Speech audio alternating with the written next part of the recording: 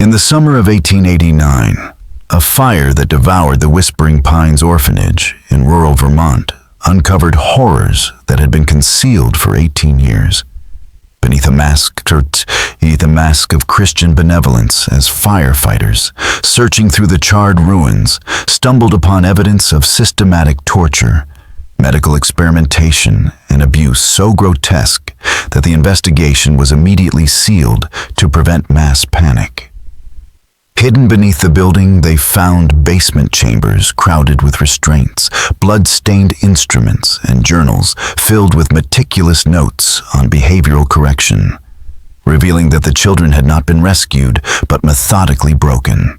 A coroner's report locked away for over a century detailed bodies scarred by years of cruelty, both physical and psychological, carried out under the guise of moral education and what the authorities buried in classified files.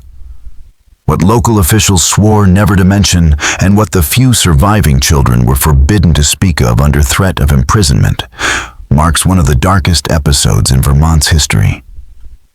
Before this account of Whispering Pines and the children who endured such suffering continues, be warned that what follows comes from recently declassified documents and testimonies hidden for 130 years and has never been revealed before. So, if you are listening, make sure you subscribe to Liturgy of Fear and hit that bell so you do not miss any of our investigations into America's deepest secrets, and tell us in the comments which city or state you are watching from, because we love knowing where our truth seekers live.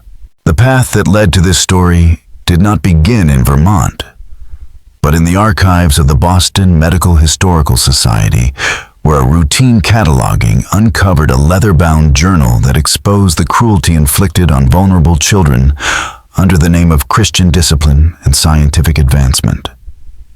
Founded in 1871 on the outskirts of Millbrook, Vermont, Whispering Pines appeared to be a beacon of Christian compassion in a region still healing from the devastation of the Civil War. A 3-story brick structure built with donations from the Burlington Railroad Company and local timber barons that held as many as 50 children at a time. Orphans, foundlings, and the abandoned children of families ruined by poverty, disease, or disgrace. Dr. Ezekiel Harrington, a former Union Army surgeon turned self-styled child psychologist, created the institution with his wife Margaret, after developing what he called revolutionary theories about child development and moral reform. Unlike other orphanages of the period that focused on care and scripture, Whispering Pines promoted itself as a correctional facility, promising to shape defective youth into good citizens through rigorous scientific discipline.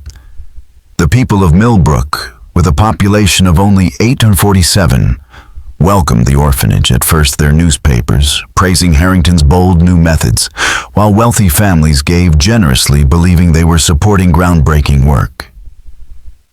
And the Burlington Free Press called him a pioneer in the scientific treatment of delinquency. But behind this polished image hid a much darker reality. Upon arrival, each child was classified based on Harrington's judgment of whether they could be reformed. Those he considered mildly defective faced strict but ordinary orphanage routines. But those he labeled severely compromised or inherently criminal were forced into a special treatment program of physical punishment, psychological manipulation, and experimental procedures that by any sane standard were nothing but torture. The orphanage's isolated location, 5 miles from the nearest neighbor and accessible only by a single road that winter storms often buried, allowed Harrington to rule unchecked. Annual state inspections were carefully staged to hide the truth. Only the mildly defective children were shown to officials, while the others remained locked below ground. Among those subjected to the special program during the 18 years the institution operated were Thomas Kellerman, sent there at 8 for chronic disobedience and theft. After his father died in a mill accident, Sarah and Rebecca Dunham, twin sisters, deemed morally deficient for begging in the streets of Mellier. Marcus Trenton labeled mentally defective after showing signs of trauma from witnessing his family die of tuberculosis and many other children whose only crime was having no place to go. For the fortunate few, judged salvageable life meant a harsh but relatively typical orphanage schedule, with 5 a.m. prayers, basic lessons in reading, writing, and arithmetic, manual labor in the gardens and workshops, and evening religious lectures before lights out at 8 o'clock. These children slept in dormitories on the second floor, ate in the dining hall, and were sometimes shown to visiting adoptive families. But for those trapped in the special treatment program, life became a deliberate nightmare as they were kept in the basement, in what Harrington called reflection chambers, tiny windowless cells with nothing but straw mattresses and heavy wooden doors that locked from the outside with only narrow slots through which food was pushed to them. The basement chambers of Whispering Pines were deliberately kept cold and damp with stone walls that wept moisture and floors that remained slick year-round, creating an environment that Dr. Harrington believed would humble the spirit and prepare the mind for moral correction. The true scope of his special treatment program came to light only after the 1889 fire, when investigators unearthed a fireproof safe beneath the ruins containing his meticulous experimental journals. Written in his exacting medical script, the documents described 18 years of systematic abuse disguised as research into criminal psychology. His program began with what he called baseline assessments. Long stretches of isolation meant to strip a child of all resistance and force absolute obedience. Children chosen for this were dragged from their dormitories without a word, often in the dead of night, and locked into the reflection chambers for periods ranging from a week to 3 months, depending on what Harrington deemed to be their level of defiance. During these confinements, food was reduced to a single daily ration of bread and water, occasionally supplemented by thin gruel. And the cells were left in complete darkness, save for the brief moments when Harrington himself would enter to perform moral examination sessions in which the children had to confess their wickedness and beg for the chance to be made pure. The case of Thomas Kellerman, laid out in Harrington's logs, reveals how the program progressed. Thomas had been admitted in 1875 at the age of 8 and was first labeled mildly defective for stealing food. But after he was caught sharing that bread with smaller children, Harrington reclassified him as potentially criminal and subjected him to the program. The first isolation lasted 6 weeks, and his clinical notes tracked Thomas's unraveling with chilling detachment, recording how the boy's initial defiance fell silent by the 12th day, how on the 18th he began answering questions meekly, and by the 35th expressed gratitude for the punishment and full acceptance of his own defective nature. Once isolation crushed a child's will, the next phase began what Harrington called corrective conditioning, a mix of physical torment and psychological breaking, designed to erase behaviors he considered immoral.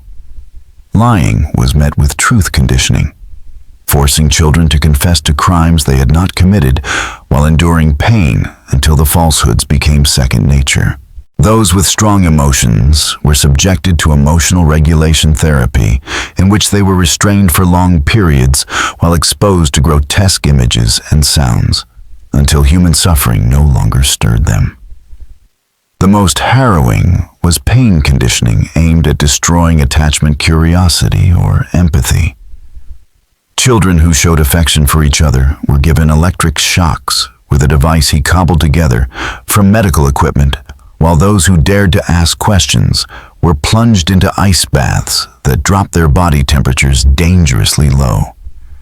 And those who cried were confronted with their deepest fears, while restrained until they learned to show no emotion at all.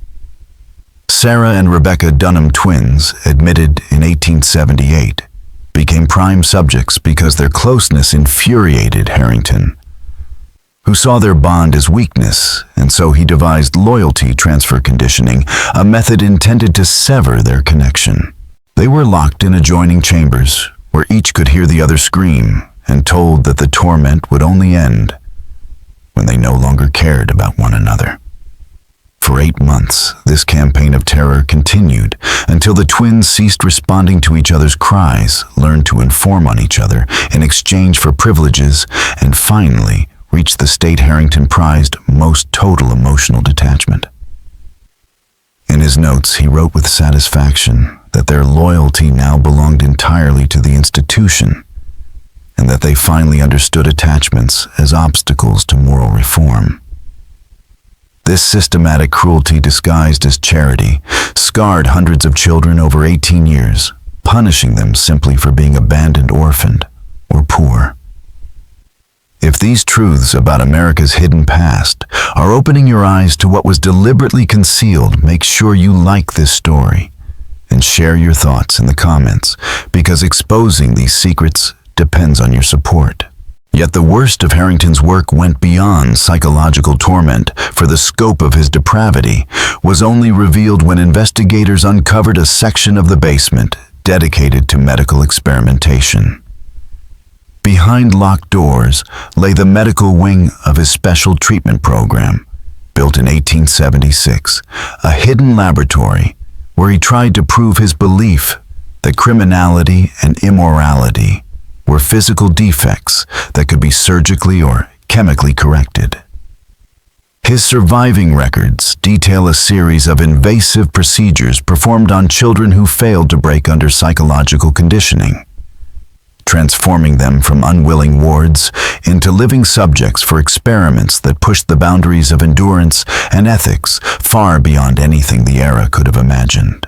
The medical wing of Whispering Pines was a place of horror concealed behind brick walls. A cluster of 3 treatment rooms, each equipped with surgical tables, restraint apparatus, and cabinets crammed with crude instruments, many designed or modified by Dr. Harrington himself. Along the walls, glass jars held preserved organs, tissue samples, and other remains taken from children during his procedures, each meticulously labeled with the subject's age classification and the theory being tested. Marcus Trenton, the boy once branded mentally defective after seeing his family die, became one of Harrington's primary research subjects. According to the recovered logs, his torment began at 9 years old with a series of surgeries based on Harrington's belief that mental weakness came from excess fluid in the brain that could be drained through holes drilled in the skull. The surgical notes describe primitive trepanations performed without anesthesia, because Harrington insisted that full awareness allowed him to observe the immediate effects of his work. Subject displayed typical resistance to cranial access procedure, he wrote, but achieved proper stillness once restraints were applied. Drilling proceeded smoothly, with subject maintaining consciousness throughout. Initial drainage of approximately 4 ounces of fluid produced immediate improvement in compliance and attention span. Marcus survived that first procedure, but over the next 3 years endured repeated operations as Harrington refined his technique, which slowly destroyed his brain, leaving him speechless, barely able to move, and stripped of everything that made him who he was. Marcus's fate was only one of dozens. The medical logs detail similar experiments performed on other children, each designed to test a different hypothesis about the biological source of undesirable traits. Children accused of excessive emotion had their tear ducts cut out and their facial muscles altered so they could no longer display feelings. Those labeled hyperactive were subjected to surgeries that damaged brain regions linked to movement and energy. Perhaps most chilling was what Harrington called pharmaceutical conditioning, the systematic use of chemical compounds to reshape a child's personality. His basement laboratory contained hundreds of bottles filled with his own mixtures or drugs acquired from like-minded researchers. The pharmaceutical logs describe how children as young as 6 were given experimental drugs, while Harrington recorded their reactions with cold precision. Some were given paralyzing agents to explore the connection between physical stillness and morality. Others were dosed with hallucinogens, so Harrington could observe whether their thoughts could be altered through terror and confusion. One of the worst experiments involved 12 children who were fed daily doses of a concoction he named moral clarification serum, a mixture of opium mercury and plant extracts meant to purge criminal impulses. For 6 months, they were watched as the drug poisoned them, causing seizures, paralysis, mental collapse, and eventual death. Harrington's notes coldly concluded that the study proved criminal tendencies could be eradicated chemically, though he recommended adjusting dosages to reduce the mortality rate. Page after page of his journal describes with clinical detachment the convulsions, the screaming, and the hollow eyes of these children as if they were nothing more than laboratory animals. His correspondence revealed that he was not alone. Letters found in his lab detailed an informal network of physicians and administrators throughout New England and the Mid-Atlantic, who exchanged knowledge about methods of behavioral control through drug surgery and psychological torment. One particularly haunting letter from March 1883, written by a Dr. Wilhelm K. of Pennsylvania, described a procedure he called moral lobotomy that severed specific brain connections to eliminate criminal thought. Your success with cranial pressure relief is most encouraging, the letter read. Our own experiments with selective brain tissue removal have produced remarkable improvements in subject compliance. Though we have observed that complete personality elimination occasionally occurs, we have found that subjects who undergo total personality removal require minimal supervision and can perform simple labor tasks indefinitely without displaying any criminal or antisocial behaviors. These letters confirm that Whispering Pines was only one outpost in a broader conspiracy of institutions, where vulnerable children were treated as expendable experimental material in the name of social progress. When journalist Marcus Wheeler of the Burlington Free Press began to study the documents recovered after the 1889 fire, he uncovered proof that the orphanage had served as a research hub for a hidden fraternity of doctors and institutional leaders, united by the belief that the minds and bodies of children could be broken and remade through science. Wheeler's investigation uncovered that Dr. Harrington's work at Whispering Pines had been bankrolled by far more than the charitable donations that supposedly kept the orphanage alive, for hidden in the safe among the journals were ledgers showing steady streams of money coming from medical schools, pharmaceutical companies, and wealthy patrons, all determined to advance what they called research into criminal anthropology and the eradication of hereditary vice. These payments came with demands spelled out in cold, contractual language, like an 1879 agreement with the Boston Medical Research Foundation, that required Harrington to produce results showing that juvenile subjects with criminal tendencies could be reshaped into perfectly compliant laborers free of defiance or the need for supervision. To satisfy these conditions, Harrington developed a ruthless system for ranking every child that entered Whispering Pines, using a scoring chart based on family history, physical traits, and behavior to determine who would become an experimental subject. The lowest scoring children were condemned to the basement for his most extreme interventions. Wheeler discovered that Harrington falsified every official report sent to his sponsors, transforming the grim outcomes of his experiments into glowing success stories, where his private logs recorded deaths, paralysis, madness, and permanent disfigurement. His official reports claimed that dangerous young criminals had been turned into obedient and productive citizens. The deception went even further, as Harrington regularly staged performances for visiting inspectors and donors, using his broken survivors as proof of his success. Children who had been left mute, brain-damaged, or emotionally destroyed were presented as shining examples of rehabilitation. Their inability to speak or act without direction hailed as a triumph of moral science. Thomas Kellerman, who could no longer talk or feed himself, was shown as the cured thief, while Sarah Dunham, whose soul had been drained through months of loyalty transfer conditioning, was presented as proof that dependency could be erased.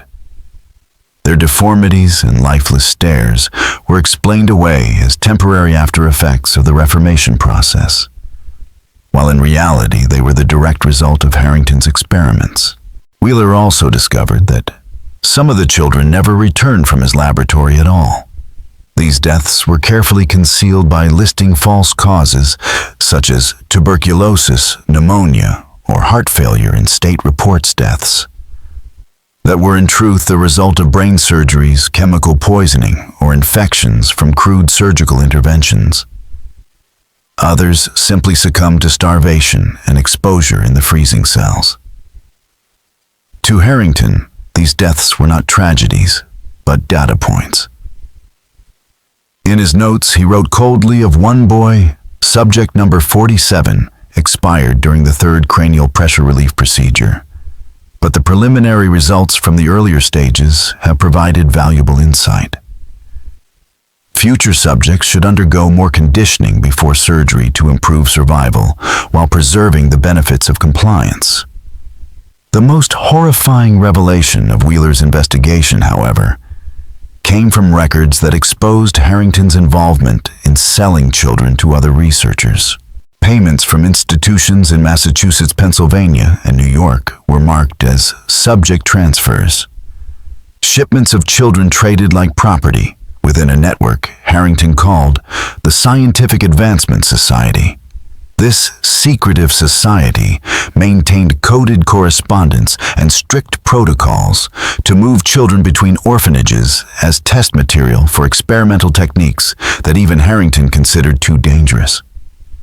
These transfers were disguised as adoptions or relocations, but in reality delivered children into new facilities for advanced cranial modifications, brutal drug regimens, and full behavioral restructuring procedures that carried near total mortality rates. Through these records, Wheeler uncovered the existence of a sprawling conspiracy that extended into medical schools, laboratories, and elite research institutions across 19th century America, united by the belief that the minds and bodies of the poor and unwanted could be reshaped or destroyed in the name of scientific progress. If learning about this vast network of organized child abuse disguised as science shakes you to your core, then share this story with anyone who still believes these truths should remain buried. Like to help bring these crimes into the light and subscribe so we can keep uncovering the dark history of America's forgotten victims. Because what happened next is the most shocking revelation of all the evidence that explained exactly how the nightmare of Whispering Pines finally ended, and why the authorities moved so quickly to bury every trace of it. Wheeler's investigation revealed that the inferno which consumed the orphanage in 1889 was no accident at all, but an act of defiance set in motion by the very children who had suffered under Dr. Harrington's hand, desperate to escape and to leave behind proof of the horrors that had been hidden for nearly 2 decades. The fire was planned and carried out by a small group of older survivors, led by Elizabeth Crane, a 16-year-old, who had spent 8 long years inside the orphanage and endured some of Harrington's most brutal experiments. Her case file, found among the charred ruins, documented 3 relentless years of pharmaceutical conditioning designed to erase her leadership and rebellious spirit. A campaign that had left her partially paralyzed, but had failed to destroy her will. Despite the physical damage, she remained sharp and unbroken, and with 5 other survivors, each bearing scars of mutilation or brain damage. But still capable of thought, she began to plot. Together they devised a plan that was not only an escape, but a final act of justice to expose to the world what Harrington had done. For months, the children stole lamp oil, matches, and anything that would burn, hiding it in unused corners of the basement, and carefully memorizing the layout of the building to find the spots where fire would spread fastest. Elizabeth and her conspirators also stole keys to the laboratory and moved quickly when no one was watching, organizing the damning evidence so that no one could miss it once the fire was out. They piled experimental journals, arranged the surgical equipment in plain view, and placed preserved specimens where investigators would have to confront them. They even smuggled detailed testimonies written by their own hands. Multiple copies hidden throughout the orphanage, each one describing in their own words the psychological tortures, the experiments, and the deaths, with dates and names that could be confirmed by the doctor's own logs. On the night of June 23, 1889, their plan came alive. They spread the lamp oil in the kitchen, the dining hall, and the administrative offices, where flames would erupt quickly and chaos would reign, and then struck the matches. The orphanage ignited with terrible speed. As the building choked with smoke and the fire raced upward, the children fled, leaving Dr. Harrington, his wife, and the staff members who had helped him trapped in the basement laboratory with the evidence of their crimes. By the time the volunteer fire brigade from Millbrook thundered down the dirt road, the upper floors were already a collapsing inferno, and the smoke had sealed the lower levels where Harrington's laboratory stood as a tomb for the tormentors and a monument to what had been done to generations of children. Elizabeth Crane and 4 of her fellow conspirators escaped into the dark Vermont woods on the night of the fire, vanishing into the trees where they had hidden food and supplies for weeks, in preparation for their desperate act of arson. One child, Marcus Trenton, the boy whose skull had been drilled and drained again and again by Dr. Harrington, was too gravely damaged to flee and died in the blaze, along with other children who were locked in the basement reflection chambers when the flames consumed the building. The investigation that followed uncovered exactly what Elizabeth had hoped for: proof of everything they had endured. The fireproof safe yielded Dr. Harrington's journals documenting hundreds of procedures inflicted on dozens of children, while the basement laboratory, although scorched, remained filled with surgical instruments, preserved organs, and bottles of chemicals that revealed the true nature of the orphanage. But the most damning evidence were the written testimonies the children had hidden throughout the building, detailed accounts of the suffering that they had survived. These pages, written in shaky handwriting by hands scarred or half-paralyzed, became the most complete record of systematic abuse in an American institution. Elizabeth's own testament, written slowly and painfully, despite the damage to her hands, recounted 18 years of torture disguised as education and research, exposing the full design of Harrington's program and the ruin it left in its wake. Dr. Harrington believed that children like us were born defective, Elizabeth wrote, and that it was his Christian duty to either fix our defects or document our failure to be reformed for the benefit of science. He told us that we were lucky to suffer because our pain would help him discover treatments to prevent other children from being born like us. She described the steps of the program, beginning with the reflection chambers, where new arrivals were locked away within days of entering Whispering Pines, and where they stayed for weeks or months before returning, changed, silent obedience stripped of anything that might provoke attention. Survival meant invisibility, because any spark of curiosity or independence would mark you for further treatments. Her testimony revealed the full horror of the experiments that followed brain surgeries done while children were fully conscious, because Harrington believed their awareness was necessary to observe how their minds changed as he drilled holes in their skulls and drained fluid, leaving many dead and others alive, but robbed of speech and movement. The chemical experiments were no less brutal. As she wrote, Dr. Harrington tested hundreds of drugs on us, always insisting that the next one would cure our criminal thoughts. Children were given drugs that caused seizures, paralysis, hallucinations, and death, while he wrote careful notes about what each compound did to our minds and bodies. To him, our agony was nothing but useful data, never a reason to stop. In her testimony, Elizabeth also described the psychological chains Harrington used to keep them compliant, convincing the children that they were monsters unfit for the world.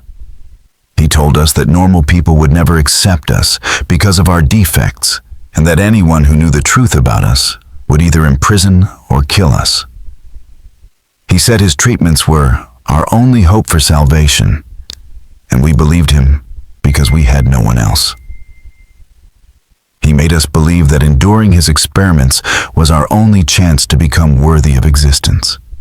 The most devastating part of Elizabeth's testimony was her description of how Dr. Harrington's program poisoned the children's ability to trust or love one another.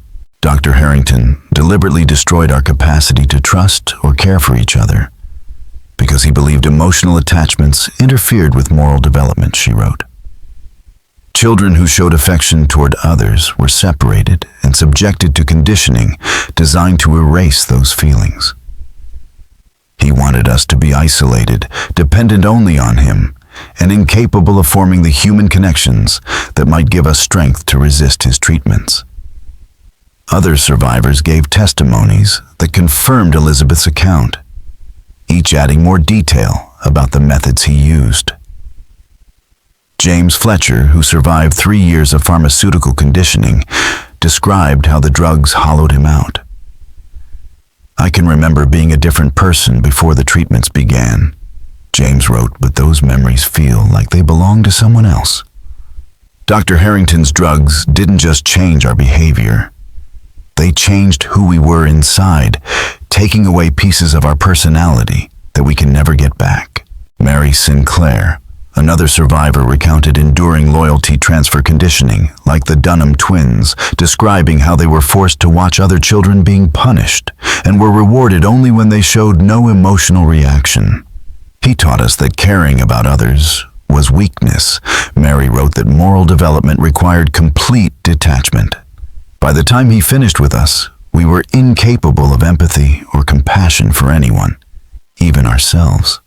The testimonies also revealed that Dr. Harrington had close ties with other researchers who used Whispering Pines as a recruitment ground for experiments that were considered too extreme even for his orphanage. Elizabeth explained that children selected for transfer never returned, and refusing to go meant a punishment worse than whatever awaited at the next institution. Most damning of all was the evidence that this program operated with the knowledge and consent of state authorities who were supposed to oversee the orphanage. Elizabeth described regular inspections where officials toured only the neat upper floors, while the children being experimented on were locked in the basement, hidden from view. The inspectors never asked questions, never wondered why so many of us acted like shadows with no will of our own. The records recovered after the fire proved that Harrington was paid not just by medical foundations, but by state agencies and private benefactors whose contracts demanded documented results in behavioral modification. These documents made it clear that the atrocities at Whispering Pines were not the acts of one deranged man, but part of a sanctioned system funded and protected by powerful institutions. The exposure of the orphanage's true nature sparked outrage that stretched far beyond Vermont and led to congressional hearings about the regulation of child welfare institutions and the ethics of using children for research. The evidence salvaged from the ruins, supported by the detailed testimonies of Elizabeth Crane and the other survivors, documented a hidden network of complicity that implicated prominent universities, government offices, and charitable foundations. Through his series of articles in the fall of 1889, Marcus Wheeler forced the nation to confront the monstrous reality that behind the facade of Christian charity and scientific progress, hundreds of children had been subjected to years of torture, experimentation, and psychological destruction across New England and the mid-Atlantic states. The immediate aftermath of Wheeler's exposés was swift and devastating, as federal investigators armed with the evidence recovered from Whispering Pines, launched raids on 14 institutions across Massachusetts, Pennsylvania, New York, and Maine, exposing a network of orphanages, reform schools, and private hospitals, running similar programs of experimentation on children. The raids led to the arrest of 23 individuals implicated in these crimes. Though most served only short prison terms, protected by their ties to powerful academic and medical institutions. Elizabeth Crane. Despite the physical damage left by years of pharmaceutical conditioning, emerged as a leading voice for reform. Her testimony before Congress, laying bare the scope of government-funded abuse and inspiring a wave of public outrage that could no longer be ignored.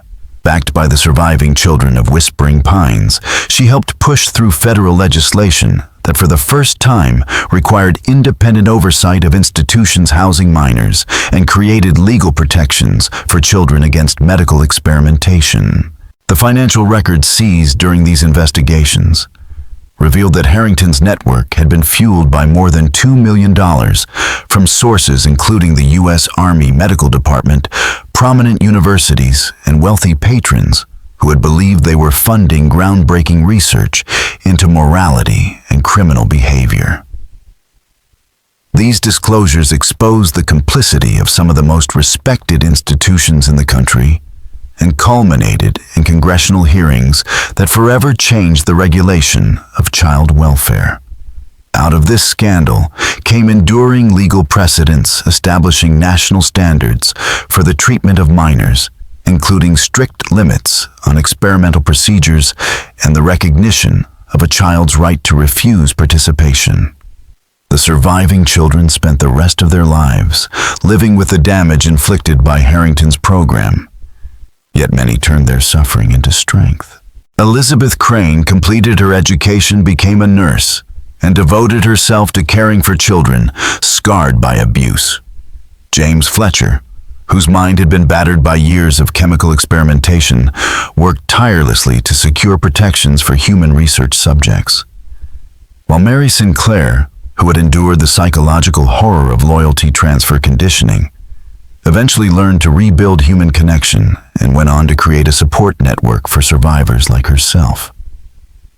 The orphanage itself was never rebuilt, its ruins standing for decades as a silent reminder of what had been done there. Locals whispered that for years, the charred basement still contained fragments of the instruments and journals that had destroyed so many lives. In 1925, thanks to funds raised by Elizabeth and other survivors, the land was transformed into a memorial park. At its center, a stone monument bears the names of more than 200 children who died within those walls and an inscription written by Elizabeth herself in memory of the children who suffered at this place and in honor of those who survived to tell their story. May their voices ensure that such horrors are never again inflicted on the innocent in the name of science, charity, or moral improvement. The legacy of the Whispering Pines scandal reached far beyond Vermont, shaping the field of medical ethics itself. By establishing principles of informed consent, the protection of vulnerable populations, and rigorous oversight of experimental research that continue to this day. The survivors' testimonies became foundational texts for trauma-informed care, guiding generations of psychologists and social workers. Wheeler's investigation revealed just how deeply the promise of progress had been twisted into cruelty, showing that when the pursuit of knowledge was valued above human life, entire institutions were willing to overlook suffering and death, so long as it advanced their idea of science. This revelation forced universities and medical institutions across the country to create formal ethics review boards intended to prevent the exploitation of vulnerable populations in the name of science. Banks and philanthropic organizations that had financed Harrington's work faced public outrage and years of legal battles as correspondence revealed that many donors had known exactly what their money was supporting. Several of the wealthiest families involved were compelled to establish victim compensation funds. Their letters to Harrington showing not only awareness of the program, but satisfaction with the results. The Boston Medical Research Foundation, which had supplied much of the funding, collapsed completely after congressional hearings revealed that its leadership had been receiving detailed reports about the children's deaths and permanent injuries, yet continued sending money to ensure the research went on. Wheeler's investigation uncovered that Harrington's findings had not been contained within America, but were shared with medical institutions in Europe and beyond, where similar programs on orphans and the poor were already underway. The resulting scandal led to the creation of international rules for medical research that decades later shaped the Nuremberg Code and other global protections for human subjects. Today, the story of Whispering Pines is studied in medical schools, schools of social work, and ethics courses as one of the clearest warnings of how scientific authority can be weaponized against the powerless. Elizabeth Crane's testimony, preserved in congressional records, stands as one of the most important first-hand accounts of institutional abuse ever recorded. The names of the children who died, Marcus Trenton, Sarah and Rebecca Dunham, and scores of others listed in Harrington's logs, have become symbols of resistance whose suffering brought about a revolution in how society protects its most vulnerable. Through Elizabeth's courage and Wheeler's relentless reporting, the tragedy of Whispering Pines endures as a permanent reminder of how easily institutions created to safeguard the innocent can be twisted into engines of cruelty when power is unchecked. Her life demonstrates the ability of survivors to drive lasting change even after enduring unthinkable harm. And her words remain a call to vigilance against those who would exploit the vulnerable in the name of progress or morality. What do you think of this story? How do we ensure that the lessons of Whispering Pines continue to protect children today? Leave a comment with your thoughts and join the discussion. If you found this investigation into America's buried history of institutional abuse important and disturbing, subscribe, hit the notification bell, and share this story so that no one can ever again say they did not know. Thank you all very much for watching my video until the end. I sincerely appreciate it, and I look forward to seeing you in the next video.